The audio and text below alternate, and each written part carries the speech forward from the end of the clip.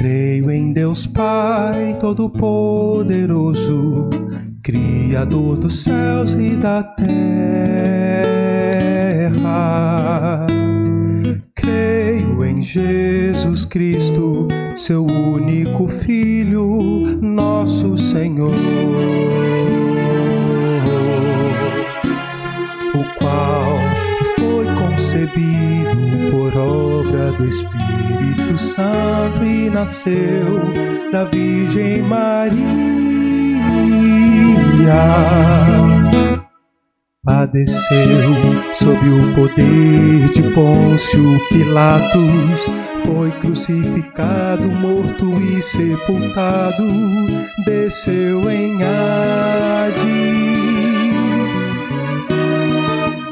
ressurgiu dos mortos ao terceiro dia, subiu ao céu, estás assentado à mão direita de Deus Pai Todo-Poderoso,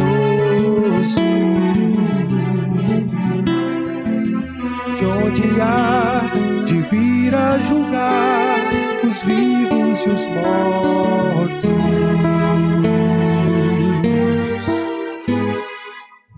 Creio no Espírito Santo, na Santa Igreja Universal, na comunhão dos santos, na remissão dos pecados, na ressurreição do corpo, na vida eterna.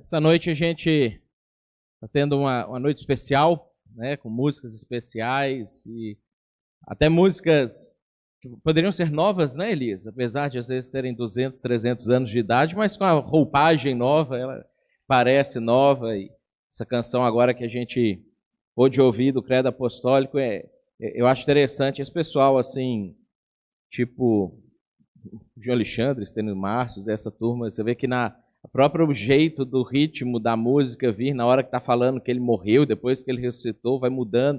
São todas coisas que mexem também com as nossas emoções, né? Já que Deus tem a expectativa de que a gente seja integralmente alcançado pelo Natal, por aquilo que Ele fez por nós, e que isso possa nos atingir completamente, para que a gente consiga viver uma vida integral para Deus também. Eu queria só, antes da gente entrar na mensagem, eu queria que a gente separasse um minutinho para a gente orar pela vida do Rinaldo. O Rinaldo está no hospital novamente, né? Ele esteve já essa semana, voltou para o hospital de novo e está lá em Porto Alegre. A Lígia escreveu, pediu para que a gente orasse. Então nós vamos separar um minutinho para a gente orar por ele. Eu queria que você lembrasse dele também, né? Quando você for fazer as suas orações, você o colocasse nas suas orações, pedindo para que Deus possa restabelecer a saúde dele. Senhor, nós queremos interceder nesse momento pela vida do nosso irmão, Rinaldo. Queremos orar, Deus, pedindo que o Senhor intervenha nessa situação da saúde dele, do coração dele. Pedimos, Deus, que o Senhor também esteja confortando ele nesse momento. É um momento, às vezes, de ansiedade, que acaba agravando a própria situação. Pedimos que o Senhor traga paz para ele. Oramos também pela Lígia, que passa por essa situação, às vezes com ansiedade, às vezes até com medo. Pedimos, Deus, que o Senhor traga conforto para o coração dela, faça-se presente com ela nesse momento, que ela possa sentir o Senhor junto com ela, para que ela possa também passar por essa situação em paz e tranquilidade, sabendo, Deus, que o Senhor é quem cuida de todos nós. Nós somos gratos, Deus, porque a gente pode colocar as nossas coisas para o Senhor, a gente pode apresentar as nossas necessidades para o Senhor, e nós também podemos orar por pessoas queridas, como é o Rinaldo para a gente, Pai. Por isso nós oramos a Ti, em nome de Jesus, nesse momento. Amém. Eu não sei se você já parou para se perguntar a respeito da necessidade do Natal. Para que o Natal foi necessário? Pode ser que alguns de vocês nunca pensaram nisso na vida, nunca pararam para pensar assim, para que isso? Talvez para você o Natal é tipo igual a Páscoa, é tipo igual o Carnaval. Existe, é um feriado, é um tempo de parar, é um tempo que as pessoas ficam até um pouco mais sensíveis, e aí às vezes a gente não sabe exatamente se essa sensibilidade se deve ao Natal em si, ou à finalização de um ciclo, como o Natal fica no final do ano. A gente sabe que algumas coisas mudam, a atmosfera fica um pouco diferente, mas talvez você nunca parou para pensar especificamente a respeito da necessidade do Natal. Se havia uma necessidade para ele. Outras pessoas, talvez outros de vocês, podem responder essa pergunta de uma forma um pouco mais bíblica, ou talvez mais religiosa, que é: o Natal foi necessário para que Jesus pudesse nos salvar dos nossos pecados. E se essa é a sua resposta, você está certo. Essa é a resposta bíblica e teológica para essa pergunta, a respeito da necessidade do Natal. O Natal, ele marca um acontecimento muito específico, ele marca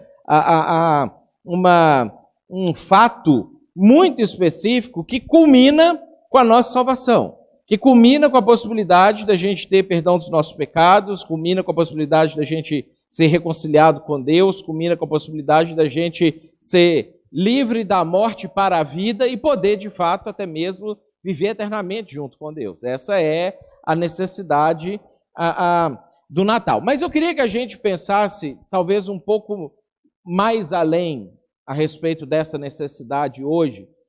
E eu acho que seria interessante se a gente conseguisse observar a história do nascimento de Jesus a partir de 3 perspectivas, que a gente poderia colocar para efeitos didáticos para a gente aqui hoje, a partir da perspectiva dos 3, entre aspas, pais de Jesus. Jesus, ele teve Maria, que foi a mãe dele, José, que foi o pai dele aqui na terra, e a gente vai ver em que sentido que isso aconteceu, e Deus, que é o pai de Jesus, né? Jesus é o Filho de Deus. A gente acabou de cantar em uma das canções aqui que a gente cantou a respeito de que Deus do céu deu o seu Filho para nós. Ou quando a gente olha as narrativas do nascimento de Jesus na Bíblia, nos Evangelhos, nós temos as 3 perspectivas. O que é que cada um recebeu a partir disso, e isso pode responder para a gente alguma coisa acerca dessa pergunta e também trazer para a gente algo um pouco mais profundo a respeito desse significado. Nos 4 evangelhos que nós temos, Marcos foi o único que não tratou a respeito do nascimento de Jesus. Se você abrir o evangelho de Marcos, você vai ver que ele começa lá falando assim, o evangelho de Jesus Cristo, ele já começa com Jesus adulto, e ele vai embora. Marcos parece um evangelho escrito com pressa, né? Talvez por ser o primeiro evangelho, a pessoa não sabia exatamente, o Marcos não sabia exatamente quantos detalhes ele poderia colocar ou de que forma atingir as pessoas. Então ele resumiu a história de Jesus e colocou rapidamente a história de Jesus, provavelmente para pessoas que já conheciam um pouco do próprio nascimento de Jesus, da própria história da vida humana de Jesus. Depois nós temos Mateus, Lucas e João, que narram o nascimento de Jesus a partir dessas 3 perspectivas. Lucas, ele conta a história a partir da perspectiva de Maria. Então, quando a gente abre lá em Lucas, a partir do capítulo 1, a partir do versículo 26, a gente tem como que foi que isso aconteceu para Maria. Como é que ela recebeu essa situação do nascimento? O texto começa falando assim: Deus enviou o anjo Gabriel a Nazaré. Então, existem milhões, talvez bilhões de anjos, né? Anjo é um ser que existe desde antes do ser humano, eles têm umas outras funções lá, e algumas dessas funções dos anjos é anunciar ou conversar algumas coisas com as pessoas ao longo da história, pontualmente quando Deus queria trazer algum tipo de mensagem. Poucos anjos têm o seu nome mencionado na Bíblia.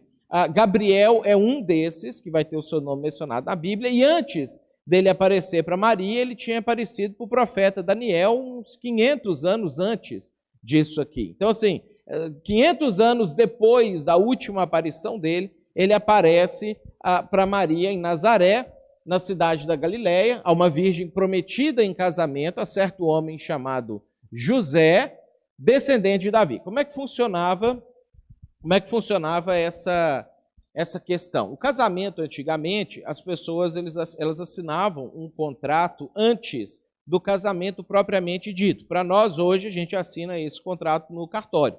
No dia que a gente faz o casamento civil, você vai lá, assina um documento que você, então, está casado a partir dali. Antigamente, o casamento ele acontecia antes das núpcias propriamente ditas. As pessoas faziam um acordo de casamento, que seria para nós um noivado, bem mais ou menos assim, só que a pessoa já era considerada casada a partir dali. Ela já não podia se separar, ela não podia desistir, ela não podia voltar atrás naquela sua decisão, a não ser que ela divorciasse. Então, naquela época, era possível que a pessoa se divorciasse antes daquilo que a gente chama de casamento, porque eles assinavam um acordo com efeito, é quase uma certidão negativa com efeitos de positivo ou vice-versa, né? Que a gente às vezes busca no cartório lá. Eles tinham uma certidão de casamento com efeitos de solteiro, era mais ou menos um negócio assim. Ainda não tinha tido relação sexual, ainda não tinha morado junto, ainda não tinha iniciado a vida a dois, mas estava casado a partir daquele momento. Então, nesse momento da vida que Maria se encontra, ela é virgem, ela ainda não tinha tido relacionamento sexual com José, já estava prometida em casamento. Então é a forma que Lucas e a nossa tradução encontrou para explicar esse instituto. Há um certo homem chamado José, descendente de Davi. O nome da virgem era Maria.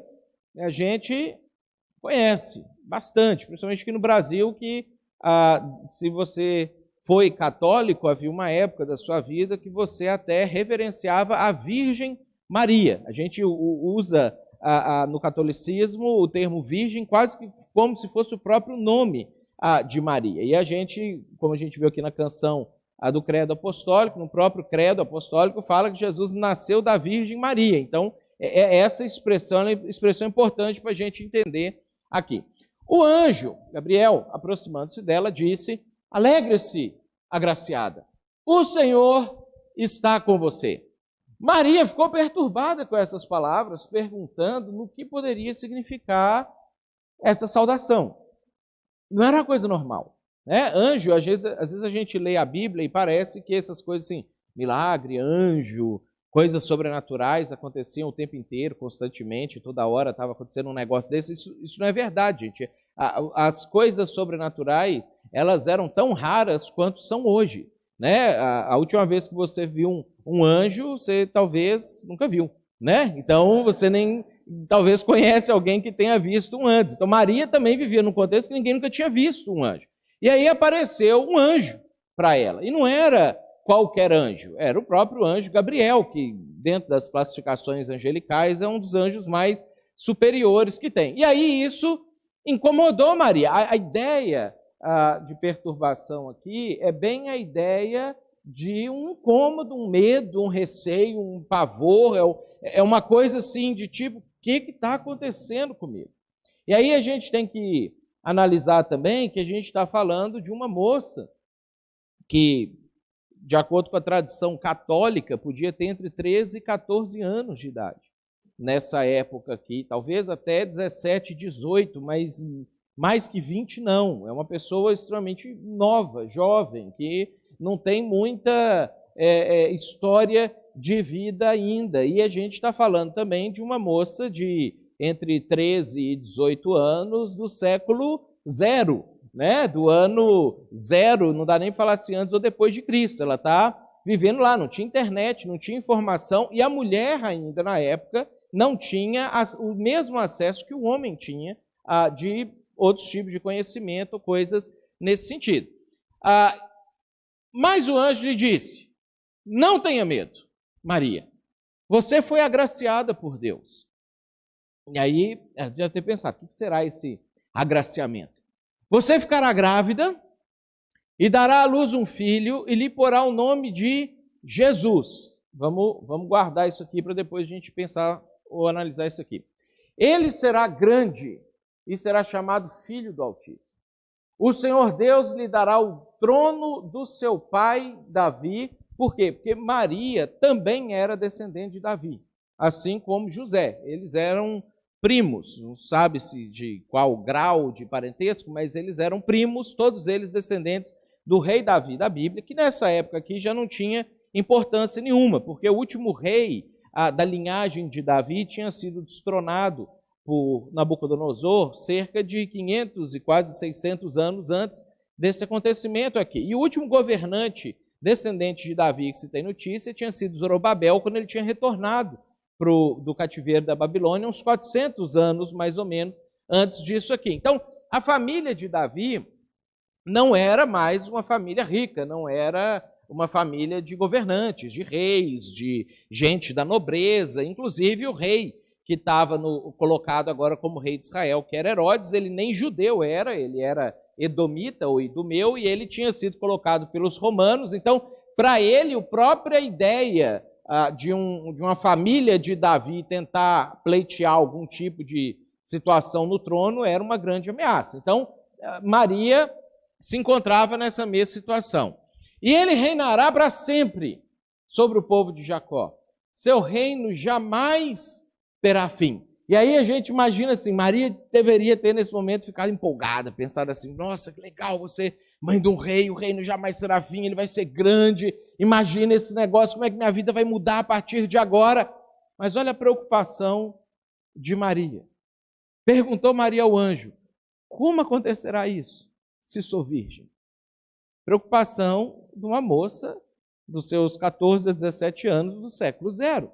Se eu tiver um filho que vai ser o rei, que vai ser, mas sendo virgem, como que isso vai acontecer? É bem prática, né? A maneira de pensar ou de enxergar. E aí tem uma coisa interessante aqui, porque, eu não sei se eu troco o microfone para tirar o eco, o outro fica melhor. Eu não sei se só eu que estou escutando aqui. Tá dando, né? Não? Então, beleza.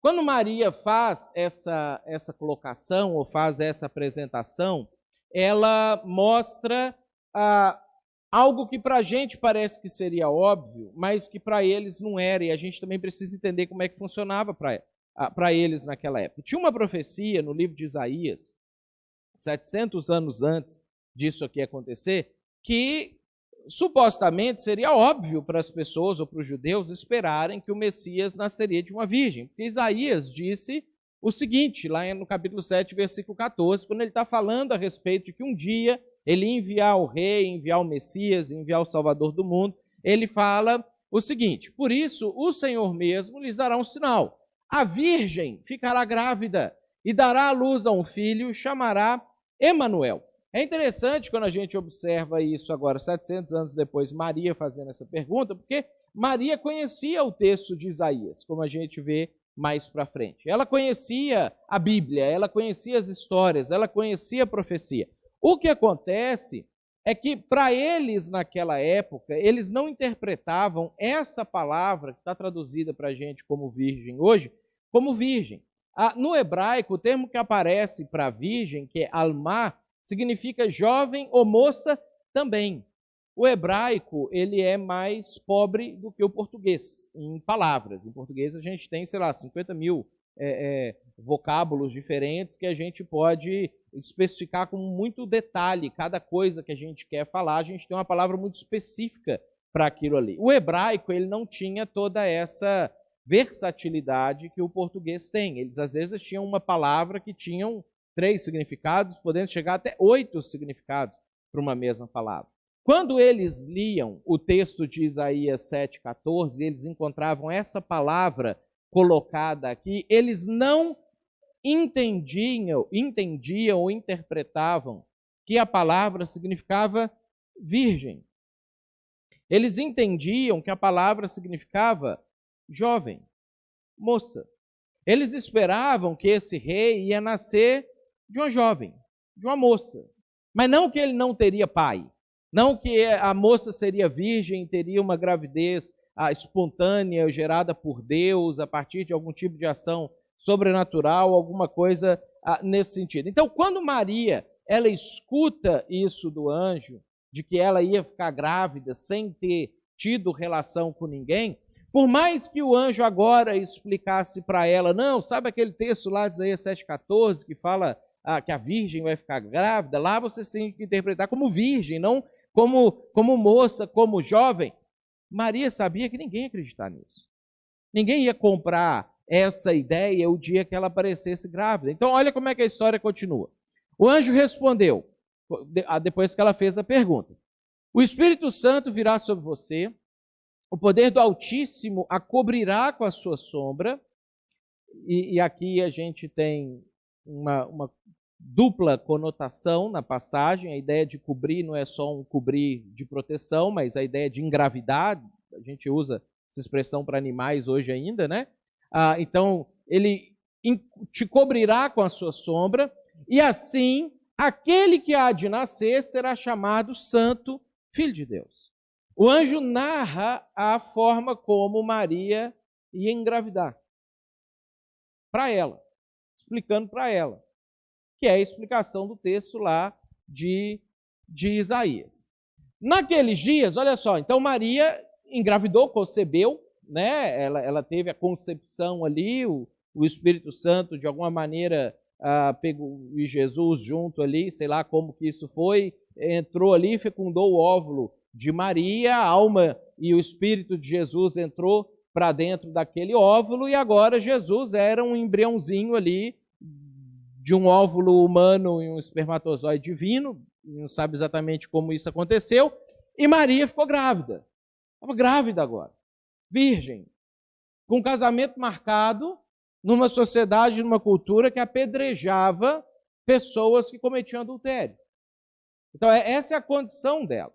Então, quando isso aconteceu, Maria preparou-se e foi depressa para uma cidade da região montanhosa da Judéia. E aí a gente, quando analisa ali, a gente vê que são, sei lá, uns 200 quilômetros que ela caminhou, saindo de Nazaré, descendo para esse local da Judéia, fugindo de Nazaré, fugindo ali de casa e da sua situação, talvez para poder entender esse tipo de situação, onde entrou na casa de Zacarias e saudou a Isabel, que era parente de Maria, que eram pessoas já mais velhas. Se você ler depois em casa, antes do versículo 26 ali, tem o início da história de Isabel com Zacarias. Isabel tinha acabado também de ficar grávida, ela já estava grávida de 6 meses do João Batista, que depois vai aparecer de novo nas histórias de Jesus, João Batista, que é quem vai batizar Jesus.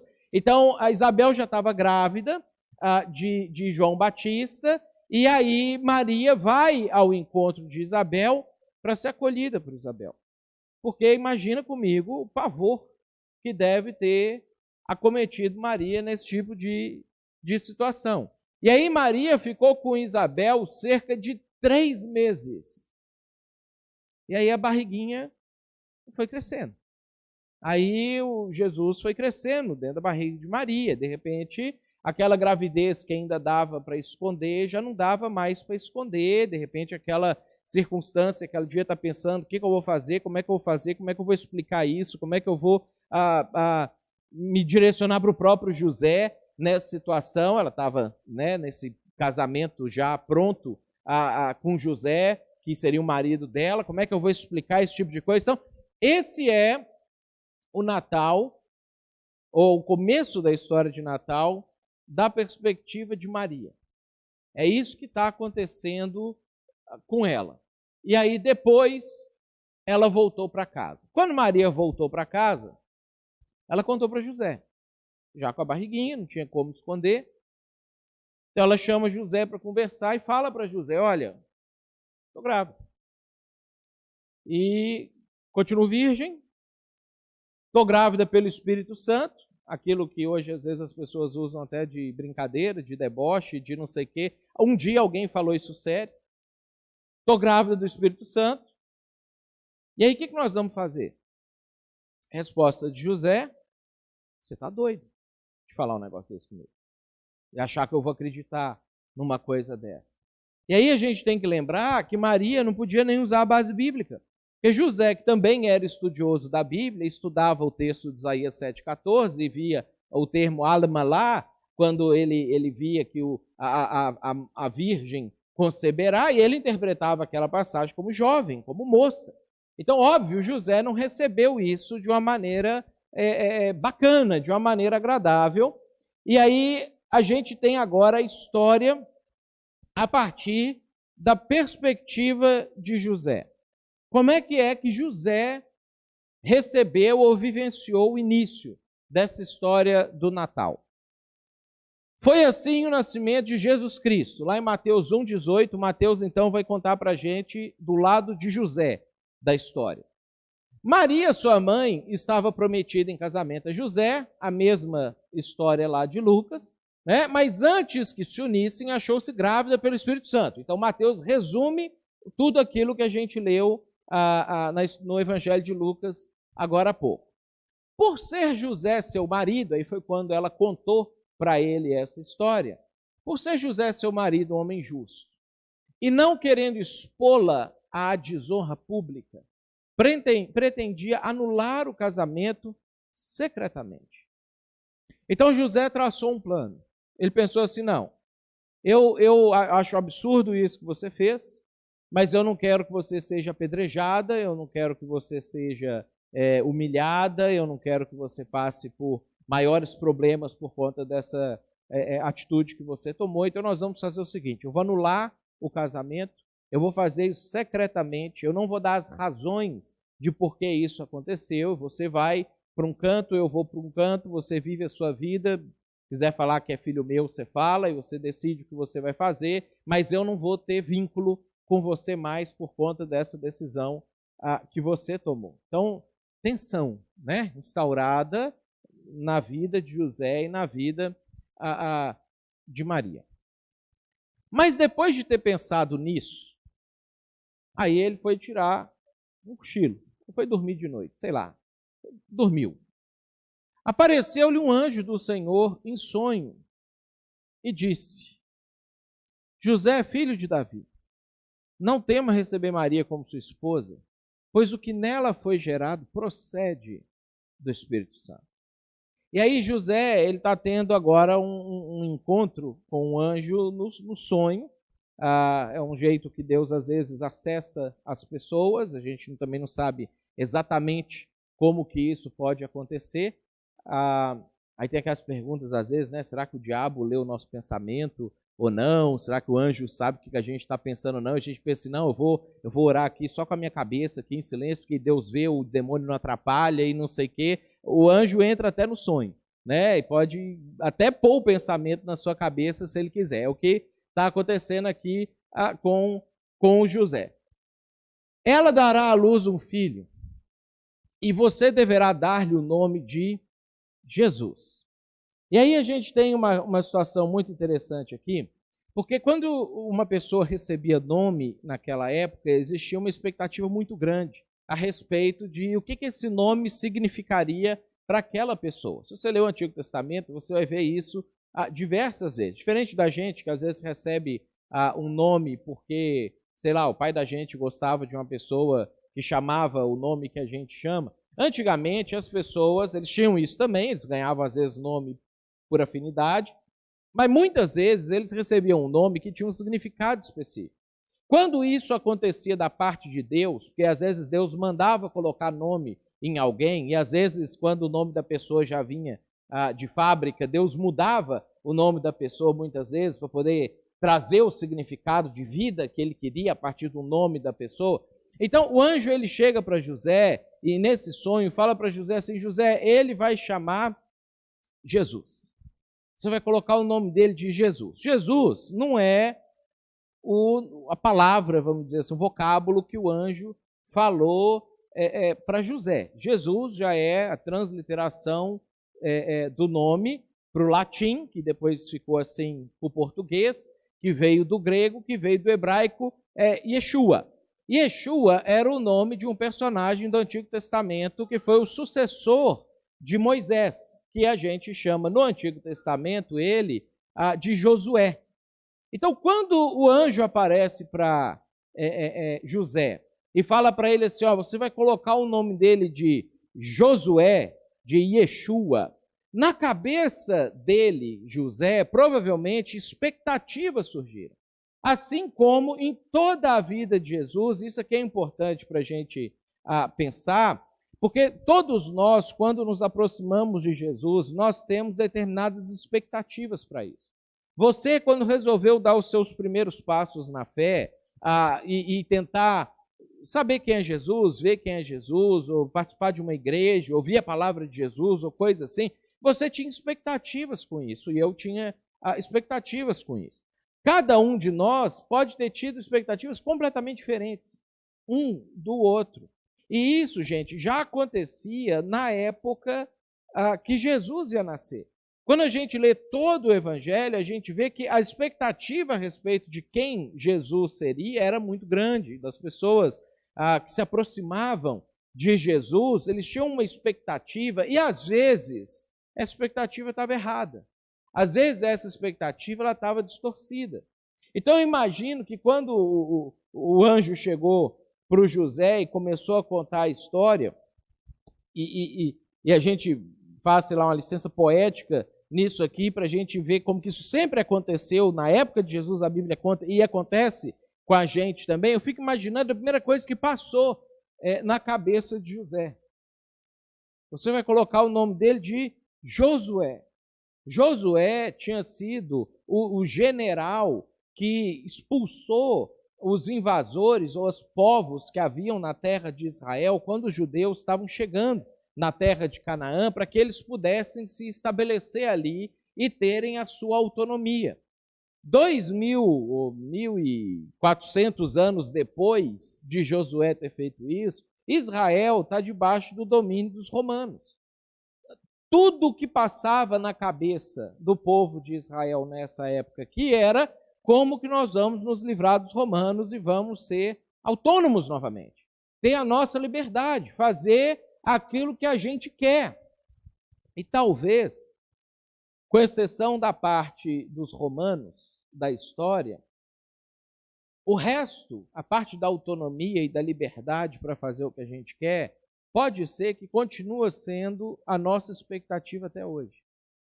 Pode ser que a gente continue esperando um libertador, e às vezes que Deus seja esse libertador, para poder, de alguma maneira, nos livrar de algum problema, ou de algum entrave que a gente tem na vida, ou de alguma circunstância, seja externa, seja um problema financeiro, seja um problema com relacionamento com alguém, seja interno, seja um problema emocional, seja uma dificuldade de enxergar a vida naturalmente como ela é, porque talvez você pode estar passando por uma crise, uma depressão, uma situação assim. Todos nós temos anseios de liberdade.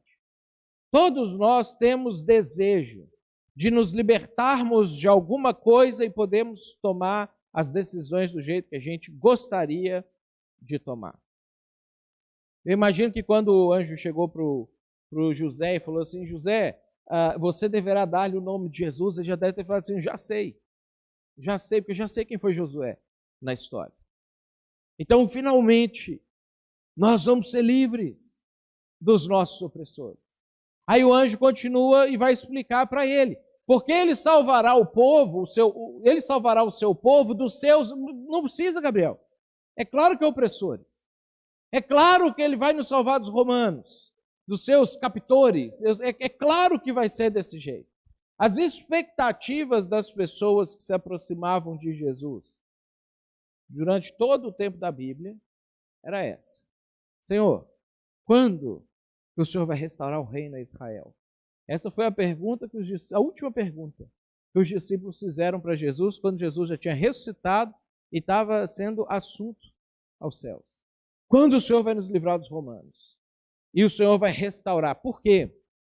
A preocupação deles era com esse mundo e esse plano e esse tempo.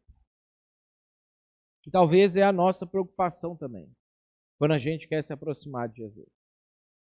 Mas o Gabriel completa: não, José, ele salvará o seu povo dos seus pecados.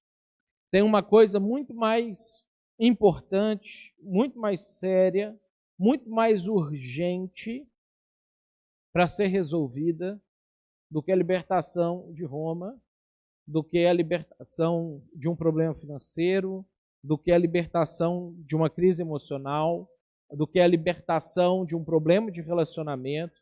Tem uma coisa muito mais urgente e que, de fato, é a raiz de todas essas coisas.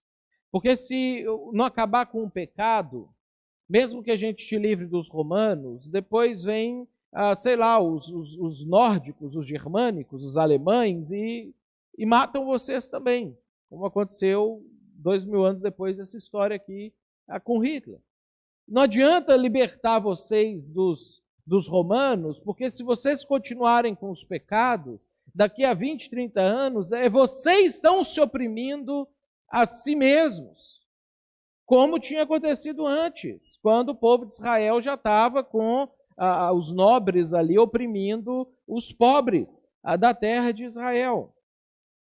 Não adianta resolver pontualmente, às vezes, um problema emocional, porque se não eliminar o pecado ali na raiz daquele negócio, daqui a pouco você toma uma outra decisão errada e se frustra de novo e deprime de novo. Não adianta resolver um problema financeiro, porque se você não lidar com as finanças da maneira como a Bíblia propõe para você lidar com as finanças, por mais que você resolva o seu problema financeiro agora, daqui a 1, 2, 5 anos, você se endivida de novo, você entra em crise financeira de novo e as coisas voltam a acontecer. Quando Jesus vem, ele vem com a proposta de resolver a raiz de todos os problemas.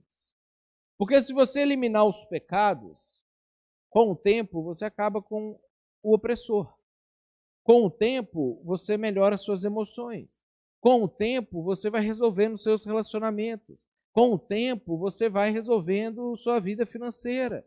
Com o tempo você consegue ficar em um emprego fixo e daqui a pouco ser promovido ali dentro e melhorar um pouquinho na sua vida. Com o tempo, você vai tomando decisões melhores para outras pessoas e você não caminha mais sozinho na sua vida, você tem pessoas caminhando junto com você.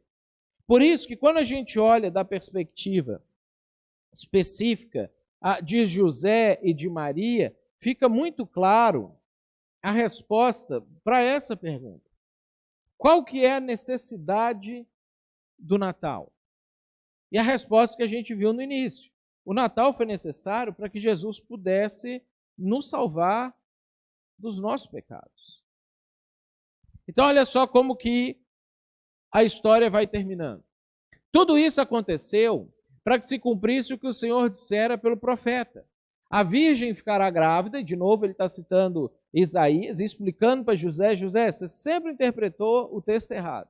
Você sempre interpretou a passagem errada. Ali era virgem mesmo. A virgem ficará grávida e dará à luz um filho e lhe chamarão Emanuel, que significa Deus conosco. Agora guarda isso aqui. Primeiro lá em Lucas ele falou para Maria, vai chamar Jesus.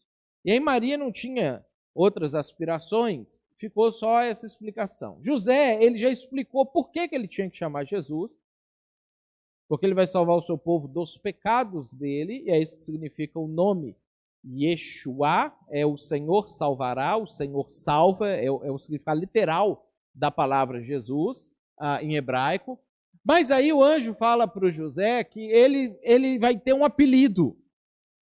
fala para o José que assim, ó, você vai pôr o nome nele de Jesus, mas vão chamar ele de Emanuel, que em hebraico também tem um significado. El em hebraico é Deus, e mano, conosco, com a gente. Deus está com a gente. E não é que eles iam chamar ele de Emanuel como um apelido em si somente. As pessoas vão falar isso dele. Todas as vezes, José, que as pessoas estiverem com Jesus, eles vão reconhecer que eles estão com Deus. Eles vão reconhecer que Deus veio até eles.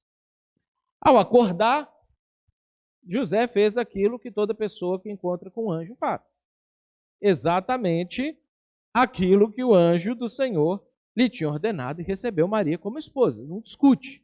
Né? Isso aqui é interessante, porque às vezes a gente pensa assim, mas um sonho. Ele podia ter acordado e pensado assim, mas será que isso foi verdade? Será que isso não foi uma coisa da minha cabeça, do meu subconsciente? Quando Deus fala com você, você tem certeza absoluta que Ele falou com você. Deus nunca fala com você assim, de um jeito obscuro, por sinais, para você ficar com dúvida, para você ficar, será que foi Deus? Por isso que às vezes a gente tem essas superstições nossas, que a gente traz ela para a vida cristã muitas vezes, a gente começa a pensar assim, mas eu acho que aconteceu isso aqui foi um sinal de Deus, que Ele quer que eu faça um negócio. Aí você fica com dúvida. Quando Deus fala com você, você tem certeza. Ainda que seja num sonho. Ainda que seja numa situação que você poderia dar milhares de interpretações, se Deus fala com você, Ele vai fazer você ter certeza que Ele está falando com você. Aí você pode obedecer ou não, mas você nunca vai poder ficar com dúvida se será que foi Deus realmente que fez isso. Quando a gente olha para a história ou para a narração do Natal a partir de Lucas e de Mateus, a gente tem uma narração histórico-biográfica. Lucas e Mateus, eles fazem uma análise histórica do nascimento de Jesus. Eles conversaram com Maria, conversaram com José, ou com pessoas que conversaram com José, e perguntaram para eles, como é que foi? Aí eles narraram, contaram a história, explicaram tudo direitinho como é que tinha acontecido. João abordou essa história a partir de uma perspectiva diferente, de uma perspectiva metafísica e eterna. João, ele não faz uma narração contextualizada com a história do Natal. João, ele faz uma busca, porque João, ele vai tentar explicar o significado daquilo que o anjo tinha falado no finalzinho para o José, que ele ia chamar, ou seria chamado de Emanuel. João, ele vai focar nisso, porque por que Jesus chamava Jesus já tinha ficado claro. Então, João, ele pega essa mesma história e ele olha da perspectiva, o nascimento ou o Natal, da perspectiva do próprio Jesus enquanto Deus. Porque Jesus, ele já existia antes dele nascer em Maria. Jesus é eterno, porque Jesus é Deus. Jesus nunca começou. Ele nunca teve um momento da existência que Jesus não existiu. Essa verdade, ela se aplica para a Trindade, o Pai, Filho e o Espírito Santo. Todas as outras coisas que existem no universo, nos multiversos, nas galáxias, em qualquer existência física ou metafísica, em dimensões paralelas a essa que a gente vive nela, que sei lá se existe isso, todas as outras coisas, elas têm um começo. Existe um momento em que elas não existiam e passaram a existir a partir daquele momento. Deus, tanto o Pai, quanto Jesus, quanto o Espírito Santo, não houve um momento na existência que eles não existiam.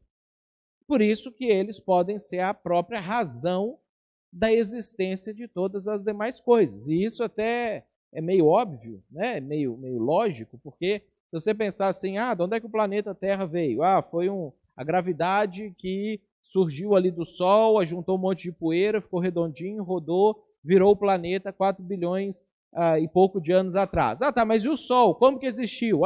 explodiu uma nuvem cósmica de gases incandescentes lá, criou um núcleo de gravidade, os gases ficaram girando em torno de si, deu uma fissão, virou o Sol. Mas e como que isso aconteceu? Houve uma explosão lá atrás, estava tudo condensado no trocinho, deu uma explosão, uma grande explosão, o Big Bang, e aí todas as coisas passaram a existir a partir daquilo ali. Mas e antes, quem que criou ou fez esse coisinha ali que estava comprimido e explodiu? Talvez era um universo anterior que comprimiu e virou aquele negocinho ali, e é um negocinho mesmo. Eles falam que é menor que uma cabeça de alfinete. Toda a existência do cosmos estava num troço menor que a cabeça de alfinete, ficou tão denso e quente que explodiu, e eu e você também até hoje, para poder, como resultado disso aí. Mas e antes disso? Não tem como você ir para trás infinitamente se você não assumir que, em algum momento, a primeira causa de todas as coisas, ela não pode ter causa. Ela não pode ter alguém que criou ela, ou alguém que iniciou ela, ou algo que iniciou ela. Porque você fala assim, não, algo iniciou isso aqui, então esse algo não pode ter sido iniciado, e assim, indefinidamente para trás. E João entendia isso. E João entendia que Jesus não começou a existir no dia 25 de dezembro do ano zero. Ele nasceu, não foi esse dia, né, gente? Mas é o dia que a gente não sabe qual foi o outro, a gente comemora nesse. Ele nasceu nesse dia como homem. Mas Jesus existia desde a eternidade. Ele nunca não existiu. E aí, João vai falar do Natal a partir da perspectiva de Jesus. Lá no capítulo 1, versículo 1, ele vai começar a narração do Natal. Ele fala assim, no princípio, era aquele que é a palavra, é um jeito que ele resolve chamar Jesus no evangelho dele, em grego é logos, e aí tem uma explicação filosófica a respeito disso, a gente não tem tempo para explicar isso agora, mas ele usa essa palavra ali se referindo a Jesus, né? O nosso Jesus. Ele estava com Deus e era Deus. Então ele deixa bem claro isso que eu expliquei para vocês aqui agora. Ele estava com Deus no princípio. Aí ele está fazendo uma alusão a Gênesis, capítulo 1, versículo 1, quando diz que no princípio criou Deus os céus e a terra. Então, nesse momento em que todas as coisas foram criadas, no princípio do próprio tempo, no princípio da existência de tudo que existe, ele estava com Deus. E ele não estava lá só assistindo. Todas as coisas foram feitas por intermédio dele, e sem ele nada do que existe teria sido feito. A Terra, o planeta existe porque Jesus criou. Marte, que a gente nem sabe por que existe, existe porque Jesus criou. A estrela que a gente olha para o céu e às vezes a gente acha e fala assim, nossa, que bonitinha aquela estrela, ela está formando ali uma constelação, isso vai influenciar o meu dia de amanhã. Foi Jesus que criou essa estrela também. A matéria escura, que agora eles jogam um telescópio lá para dentro do espaço e vê que uma luz reflete num outro negócio que não reflete, e aí é uma coisa muito doida assim, que eles falam que é uma matéria que não tem luz, não emite, não absorve, etc. Foi Jesus que criou. Todas as coisas que existem, foi Jesus que criou. Você, foi Jesus que criou. Jesus criou você. Todas as coisas foram feitas por meio dele. Olha só, quando João ele inicia a narrativa dele do Natal, ele então escolhe fazer isso a partir da perspectiva de Jesus. E aí, eu acho que você vai concordar comigo, e quando a gente olha para essa primeira afirmação, que ele estava no princípio com Deus, ele era Deus, todas as coisas foram feitas por intermédio dele, coisa que a gente nem consegue enxergar, coisas do passado, coisas do futuro. Eu acho que você vai concordar comigo que gera na gente uma ideia ou uma percepção, talvez, de um Deus distante. Porque é um Deus que criou absolutamente todas as coisas que existem, ele vai parar para ouvir uma oração que eu faço, às vezes, sei lá, de noite, que eu estou chateado com alguma coisa e eu falo com Deus, Deus, estou chateado com esse negócio aqui, me abençoa. Não parece assim insignificante perto desse Deus tão grandioso? De fato, quando a gente lê ou estuda essa parte da física, da cosmologia, e a gente tem o pessoal que fala sobre isso, os experts nesse assunto, eles sempre falam assim, quando você está deprimido lá porque, sei lá, seu pneu furou, olha para o céu, que você vai ver que um troço tão gigante, você é uma micropartícula nesse universo, o que é o seu problema dentro de todo esse universo? A própria proposição da cosmologia é tipo, cara, você é tão insignificante, você é tão pequeno no meio dessa imensidão toda que você acha que as suas coisas são importantes, seus problemas são importantes, sua vida é importante. E aí, quando a gente olha para Deus, talvez a gente começa a pensar isso de Deus também. Que Deus, desse jeito, nessa magnitude, não é possível que Ele vai se preocupar comigo. Aquilo que a gente cantou na primeira música, que a gente cantou aqui agora. Às vezes a gente olha para Deus e parece que Ele vive longe lá no céu. E o céu é um lugar que a gente ainda nem descobriu onde é que é, porque a gente já jogou o telescópio para fora aí e ainda não chegou no céu. Então é mais longe do que 13 bilhões de anos-luz de distância. Sem se importar comigo. Quando Jesus, ele olha para a gente, olhou para a gente, ele sentiu que essa era a percepção que a gente tinha dele. Que era mais ou menos assim que a gente veria ou ouvia, dependendo de qual ser humano ele estava olhando, em que momento da história, o próprio Jesus. E aí, quando a gente pensa a respeito da necessidade do Natal, da nossa perspectiva de José e Maria, nós seres humanos, a gente precisa do Natal porque a gente precisava de perdão dos pecados. Mas por que Deus escolheu fazer ou perdoar pecados desse jeito especificamente? Quando Jesus olha para essa realidade, mesmo ele não estando distante, mesmo ele não querendo parecer distante, mesmo ele, ao longo de todo o Antigo Testamento, a gente vê Deus fazendo isso, tentando se aproximar e falar, eu estou aqui, fica comigo, estou cuidando de você, não sei o quê.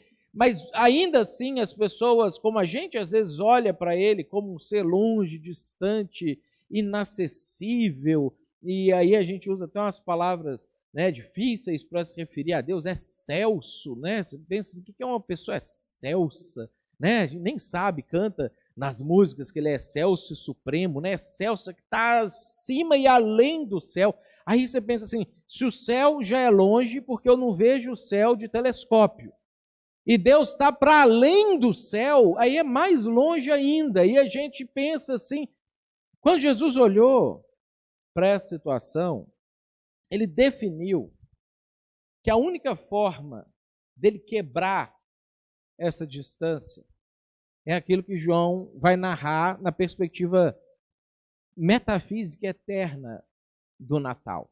Esse Deus, que todas as coisas foram feitas por intermédio dele, sem ele nada, que ele é tudo e um nada e não sei o quê, esse Deus tornou-se carne e viveu entre nós. E é legal, porque a gente está falando de uma pessoa que viu Jesus. Não sou eu falando isso para vocês.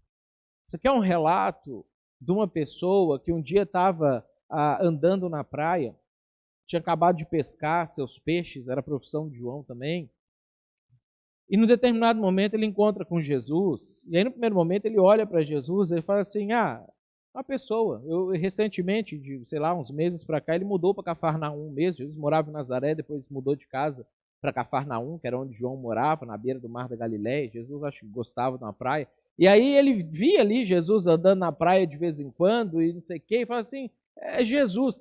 Mas aí o João ele começou a andar com Jesus e conhecer Jesus e saber como que Jesus era. E de repente, num determinado momento, João descobre que Jesus era esse Deus que criou todas as coisas. E aí ele fala assim, ele tornou-se carne e viveu entre nós. E gente, eu vi. Foi ninguém que me contou, não foi uma história que a gente criou. Eu vi, o Pedro viu, o André viu, vimos a sua glória. Glória como do unigênito vindo do Pai, cheio de graça e de verdade. E aqui a gente já tem a razão pela qual Jesus escolhe fazer dessa maneira. Jesus encarnou, Jesus foi visto, Jesus conversou, Jesus riu, Jesus chorou, Jesus se envolveu pessoalmente em problemas que às vezes a gente olha para os problemas que Jesus se envolvia e para e pensa assim, mas o Deus Criador dos céus e da terra vai ficar preocupado porque num dia de um casamento, já estava durando 4 dias, o casamento não pode durar tanto tempo assim, né? Acabou o vinho, é óbvio, o povo bebe mesmo, e aí quando vai acabando, bebe mais rápido, porque sabe que já é a finaleira ali, que se não beber logo, não vai ter para o final e não sei o quê. E aí, a hora que acabou o vinho, o noivo e a noiva iam passar um pouquinho de vergonha, porque, sei lá, não fizeram aquela previsão, ou não tinham dinheiro suficiente, não se sabe a razão, mas pudera, já tá bom, vai o pessoal para casa. E ele para aquilo que está fazendo ali, mesmo sem vontade, que Jesus não estava com muita vontade, que estava ali se divertindo e a Maria incomodando ele naquele momento, ele para e transforma água em vinho.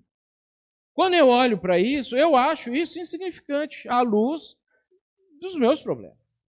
Eu nem tenho muita coragem, às vezes, de orar para Jesus fazer esse tipo de coisa para mim. Quando eu oro para Jesus, eu tento colocar assim, né, as pessoas da igreja, né, uma coisa assim bem espiritual, eu tento colocar, né, as necessidades grandes, eu tento colocar... Pedir Jesus peru para o Natal amanhã, parece ser uma coisa assim tão pequena à luz de toda... Era isso que Jesus queria que a gente visse a respeito de Deus.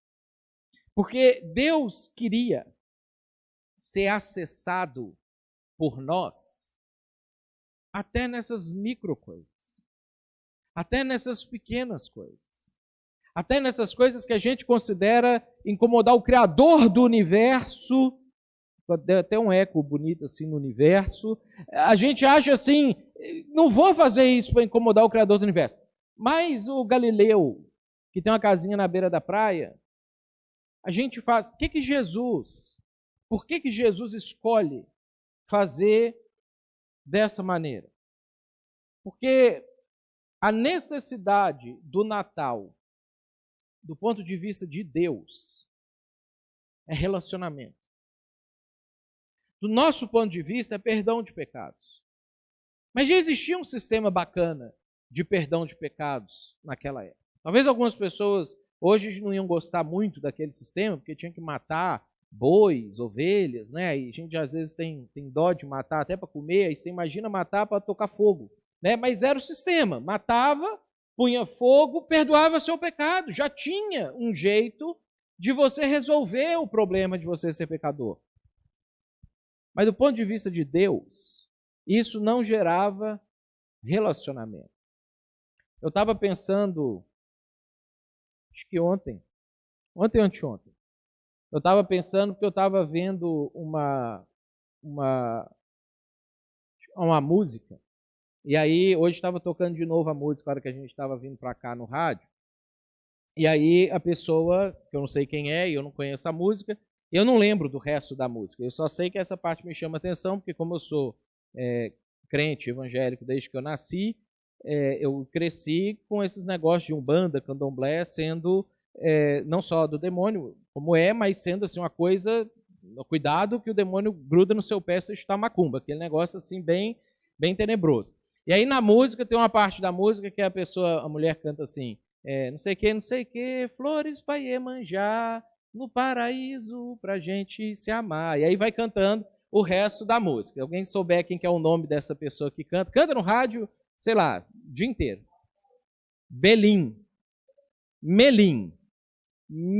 canta essa música. Eu estava ouvindo ela cantando a música já sexta-feira, e aí hoje estava cantando de novo, e eu estava pensando assim, se você parar para pensar como que funciona para as pessoas do nosso convívio, essa questão de orixás, de candomblé, de umbanda, a gente está vivendo uma transição.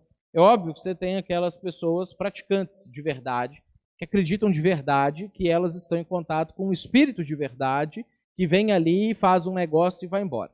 Mas existe um núcleo maior de pessoas que fica em torno disso culturalmente.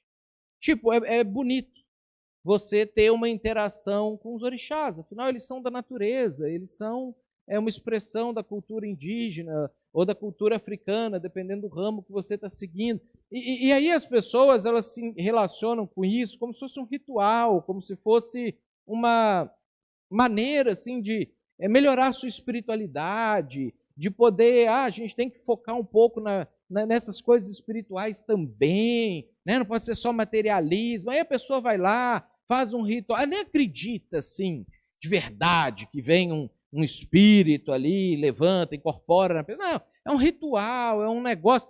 A gente está vivendo uma época que as pessoas estão fazendo isso, e isso culturalmente indica uma tendência, que às vezes pode ser a nossa tendência também com Jesus. Às vezes você pode estar se aproximando de Jesus ou de Deus assim. Não é que assim você pensa de fato, vou fazer uma oração, eu estou falando com uma pessoa que um dia andou na praia, que um dia pescou, que um dia riu, que um dia chorou, que um dia morreu, e que está ali falando comigo, um ser. Às vezes você pode estar se relacionando com Deus assim, não, eu preciso de espiritualidade, eu preciso de não só pensar na materialidade, mas também um pouco nas coisas espirituais. Eu preciso fazer uma oração aqui para desopilar minha mente, ou para ter umas energias assim melhores, positivas, não sei o quê. Nós temos a tendência de fazer isso. De olhar para Deus como se Ele fosse assim longe. E às vezes é uma energia que permeia as coisas. Eu sei que assistiu aquele filme do Avatar, né? Mas aquela ideia daquele filme, assim, de que a natureza era a divindade, eles conectavam com uma árvore e falava com Deus ali, porque a árvore fluía as energias para a pessoa, para a árvore, para a terra. E às vezes a gente acha que Deus é isso. Uma energia que está permeando o cosmos e que a gente faz uma oração, manda uma coisa e não sei o quê. O Natal, ele foi necessário da perspectiva de Jesus, porque ele queria mostrar para a gente que não é isso. Ele queria mostrar para a gente que ele é uma pessoa. E que ele é uma pessoa que quer se relacionar até com a sua ceia de Natal amanhã. Até com as coisas que você vai comer amanhã. Que ele quer se relacionar com você até quando o pneu do seu carro fura. Até quando você tem aquelas situações, aqueles incômodos mais ínfimos do seu dia a dia. Que ele não é um Deus que vive longe lá no céu. Por isso, que quando João está explicando a necessidade do Natal, ele fala que isso aconteceu para que aqueles que o receberem, aos que crerem em seu nome, possa lhes ser dado o direito de se tornarem filhos de Deus. Porque Deus não quer que você seja uma poeira cósmica no universo. Deus quer que você seja filho dele. E aí ele encontra uma palavra que carrega um sentimento de intimidade profunda no nosso vocabulário e na nossa cultura para tentar fazer a gente entender o nível de proximidade que Deus quer ter com a gente. o nível de aproximação e de pessoalidade que Ele quer ter com a gente. Deus, Ele quer que a gente se torne filho dEle. Não apenas que a gente tenha pecados perdoados e fique livre do inferno. Na nossa perspectiva, o Natal é perdão dos pecados, é salvação. Eu ia para o inferno, não preciso ir mais. Eu estava condenado e Jesus agora veio pessoalmente me resgatar. Mas da perspectiva de Deus, que podia ter criado inúmeras outras formas para nos salvar dos nossos pecados, Ele podia ter criado qualquer forma. Ele escolhe especificamente essa porque o Natal é a única forma que Deus tinha de estabelecer um relacionamento com você. A única forma. Da nossa perspectiva, um presente fantástico, mas poderia vir de várias outras maneiras. Da perspectiva de Deus, só tinha uma forma para Ele ter aquilo que Ele queria. Não só perdoar os nossos pecados, mas relacionar com você. Então Ele abre mão da sua glória, Ele abre mão do seu poder, Ele abre mão de toda a sua magnificência, sua excelsidade, a sua imarcessibilidade, todas essas palavras difíceis que a gente gosta de atribuir para Deus. Ele abre mão de tudo isso. E Ele vem viver com a gente, para que a gente possa apelidar Ele de, Ele é Deus com a gente. Ele não é o Deus longe, Ele é o Deus perto. Ele é o Deus que está do lado, Ele é o Deus que acompanha. E meu desejo para você é que esse Natal ele seja marcante na sua vida nesse sentido. Daqui a uma semana, não vai importar o que você comeu no Natal amanhã. Não vai importar daqui a uma semana os presentes que você ganhou. Talvez importa até daqui a um mês ou dois, quando você enjoar do seu presente. Daqui a um ano não vai importar com quem você passou esse Natal. Amanhã talvez importe, você vai achar muito bom passar com pessoas que você gosta, mas daqui a um ano não vai fazer a menor diferença se você conseguiu ou não passar o Natal com pessoas que você gosta. Mas daqui a um mês, daqui a um ano, daqui a 100 anos, vai importar se você conseguiu fazer do Natal o momento para você estabelecer relacionamento com Deus. Eu queria que nesse Natal você pudesse ter um feliz Natal nesse sentido.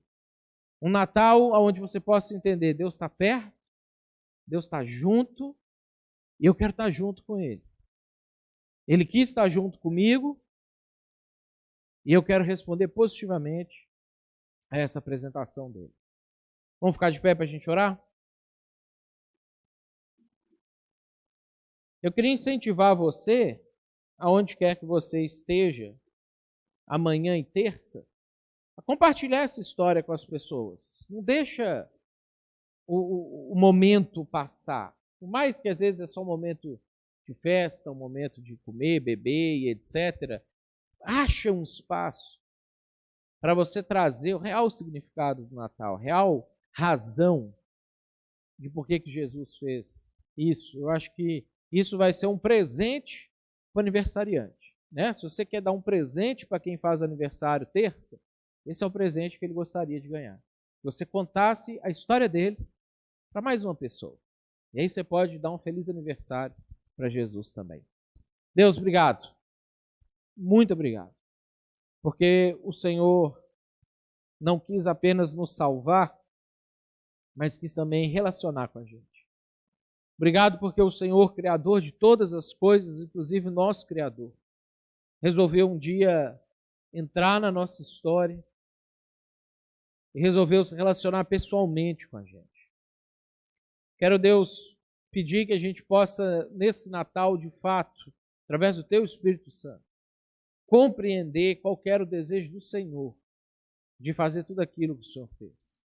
Jesus, nós queremos que o Senhor seja presenteado nesse dia que nós separamos para o seu aniversário. Nesse dia que nós separamos para poder agradecer ao Senhor por ter vindo ao mundo. Nós queremos que o Senhor fique satisfeito e fique feliz nesse dia. Peço, Deus, que o Senhor abençoe a cada um de nós, que o Senhor cuide da gente, que o Senhor nos dê momentos fantásticos nessa semana, momentos agradáveis, momentos, Deus, de proximidade com pessoas queridas, com familiares, com amigos, momentos, Deus, agradáveis de festa, de celebração, de boas comidas e boas bebidas, mas que, sobretudo, o Senhor nos dê um tempo de uma aproximação maior com o Senhor. Quem sabe de um estabelecimento, do restabelecimento de um relacionamento com o Senhor, para que a gente possa viver o Natal não só da nossa perspectiva, do qual nós somos imensamente gratos, mas também da perspectiva do Senhor. Peço que o Senhor abençoe a cada um de nós, que o Senhor nos leve, Deus, em paz para casa, debaixo do teu cuidado, Deus, debaixo da tua segurança. Livra a gente do mal e não deixa a gente cair na tentação de perder o sentido do Natal. Nós oramos a Ti em nome de Jesus. Amém. E que o amor de Deus, o nosso Pai, que a graça do nosso Senhor Jesus e que a comunhão do Espírito Santo esteja sobre a sua vida hoje e sempre. Amém.